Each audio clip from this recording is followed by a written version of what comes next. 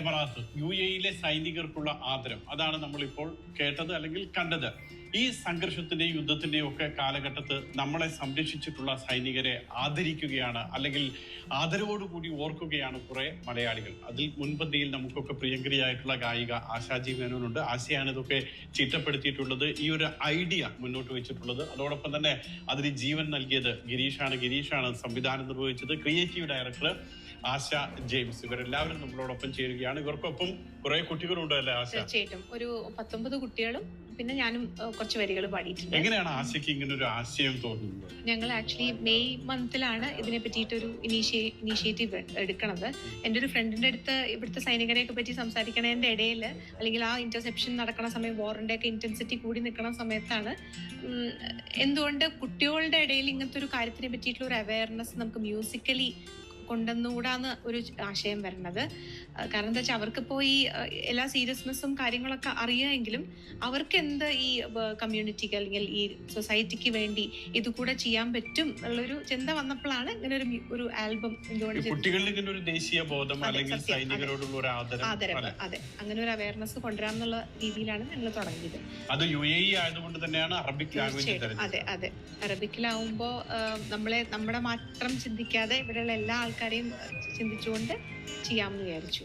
അല്ല, രണ്ടുപേരും ഒന്ന് പാടുവോ? في أرض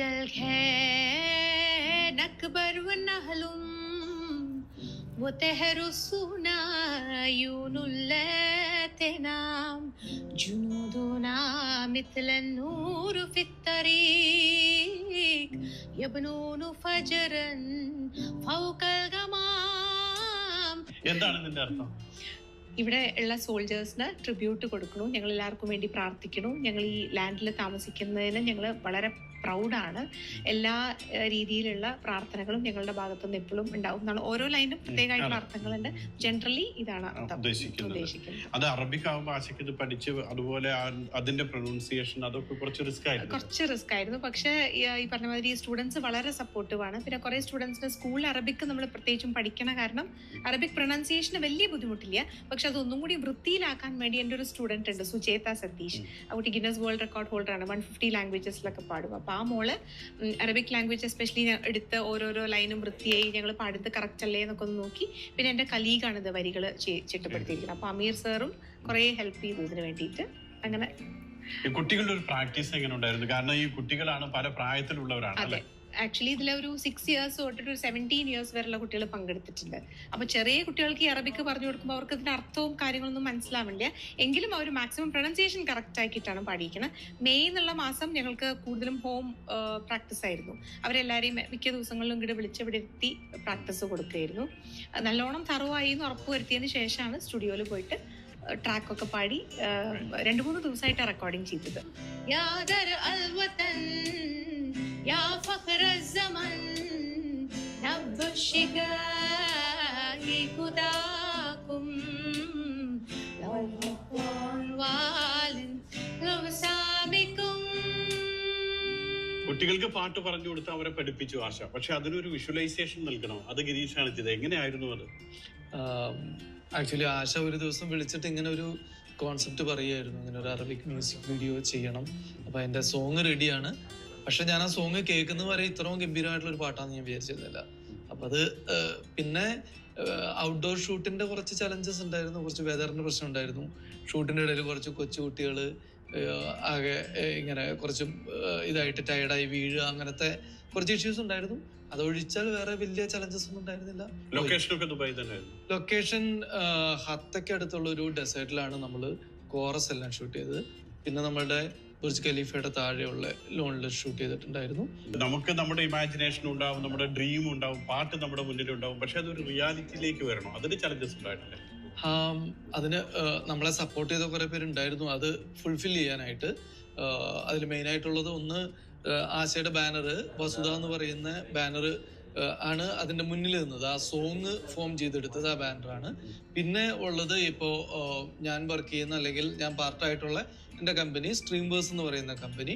ഞങ്ങൾ മെയിനായിട്ട് ആർട്ട് ഫിലിംസും കോർപ്പറേറ്റ് ഫിലിംസ് ഒക്കെയാണ് ചെയ്യുന്നത്, പ്രൊഡക്ഷനിലാണ്. പിന്നെ എടുത്തു പറയേണ്ടത് നമുക്ക് ഇതിനകത്ത് പ്രൊഡ്യൂസ് ചെയ്യാനായിട്ട് നമ്മളെ സഹായിച്ചത് റാഫ്മോ ബുള്ളിയൻ എന്ന് പറയുന്ന കമ്പനിയായിരുന്നു. അവർ ഈ പറഞ്ഞ പോലെ വളരെയധികം മ്യൂസിക്കും ആർട്ടും എല്ലാം ഇഷ്ടപ്പെടുന്ന ഒരു കോർപ്പറേറ്റ് ആണ്. അവര് വളരെയധികം സപ്പോർട്ടീവ് ആയിരുന്നു.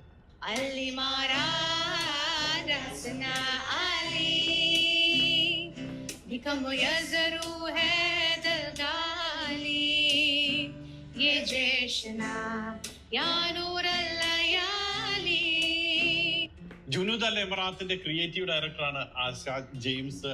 ആശ, ഇങ്ങനെ കുറെ പാട്ടുകളും കാര്യങ്ങളും ഒക്കെ നമ്മുടെ മുന്നിൽ വരുന്നു. അതിനൊരു വിഷ്വലൈസേഷൻ കൊടുക്കണം, അതിനൊരു ക്രിയേറ്റീവ് ആകണം. കാരണം പാട്ട് നമ്മുടെ മുന്നിൽ ഉണ്ടെങ്കിൽ പോലും അത് ആളുകൾക്ക് അത് അപ്പീലിംഗും കൂടെ ആവണം. എങ്ങനെയായിരുന്നു അതിനുള്ള എഫർട്ട്? നല്ല എക്സ്പീരിയൻസ് ആയിരുന്നു. ആക്ച്വലി നമ്മുടെ സ്ട്രീംവേഴ്സിന്റെ ഫസ്റ്റ് മ്യൂസിക്കൽ വീഡിയോ ആണ്. അപ്പം എങ്ങനെയെങ്കിലും അത് ലിമിറ്റേഷൻസ് ഉണ്ടെങ്കിൽ പോലും അതെങ്ങനെ ഭംഗിയാക്കണം എന്നുള്ളതായിരുന്നു ചിന്ത. And we know actually in UAE so many nationalities are living here. And അവരെ സംബന്ധിച്ചിടത്തോളം ഇതൊരു സെക്കൻഡ് ഹോമാണ്. അപ്പം അത് നമുക്കിവിടെ കിട്ടുന്ന കംഫർട്ടും സെക്യൂരിറ്റിയും കാരണമാണ്. അപ്പോൾ അതുമായിട്ട് സംബന്ധിച്ചിട്ടുള്ള ഒരു മ്യൂസിക് വീഡിയോ എന്ന് പറഞ്ഞപ്പോൾ ഇൻട്രസ്റ്റിംഗ് ആയി. ആൻഡ് പാട്ട് കേട്ടപ്പോൾ ഭയങ്കര ഇഷ്ടമായി. ഭയങ്കര ലിമിറ്റേഷനിലാണ് നമ്മൾ ചെയ്തത്, പക്ഷേ ഭംഗിയായിട്ട് വരണം എന്നുള്ളതുണ്ടായിരുന്നു. അപ്പോൾ ഒരു ദിവസം ഞാനും ഗിരീട്ടനും കൂടെ ആക്ച്വലി ഇറങ്ങി ലൊക്കേഷനൊക്കെ ഹാൻഡ് ചെയ്ത് അങ്ങനെയാണ് നമുക്ക് അവീറിനടുത്തുള്ള ഒരു നമുക്ക് ഡൂൺസ് വേണമായിരുന്നു. അപ്പോൾ അങ്ങനെ ഡൂൺസ് ഒക്കെ ഉള്ള ഒരു ഡെസേർട്ട് കണ്ടുപിടിച്ചു. അങ്ങനെ പിന്നെ നമുക്ക് ഒരു ലൊക്കേഷൻ മാത്രം ആകുമ്പോഴത്തേക്കും രസം ഉണ്ടാവില്ല, കാരണം കുറേ കുട്ടികളുണ്ട്. പക്ഷെ അതിൽ ചിലയിടത്തൊന്നും നമുക്ക് അങ്ങനെ ലിമിറ്റേഷൻസ് ഉണ്ടായിരുന്നു. സോ ഫൈനലി നമ്മൾ എന്തായാലും ഭംഗിയാക്കിയും തോന്നുന്നു.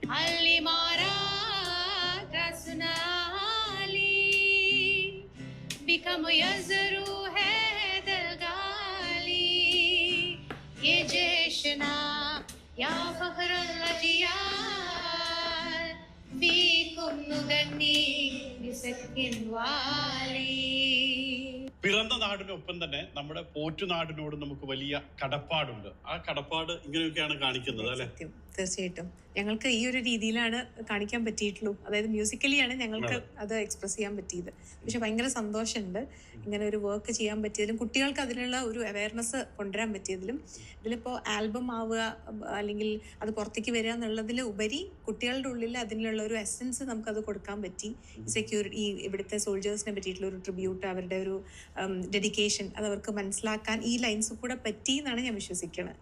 ജുനൂദ് അൽ എമറാത്ത് ഒരു തുടക്കമാകട്ടെ. ഇനി ഇതുപോലെ തന്നെ മുന്നോട്ട് പോകട്ടെ. എല്ലാ ആശംസകളും. Thank you sir. Thank you.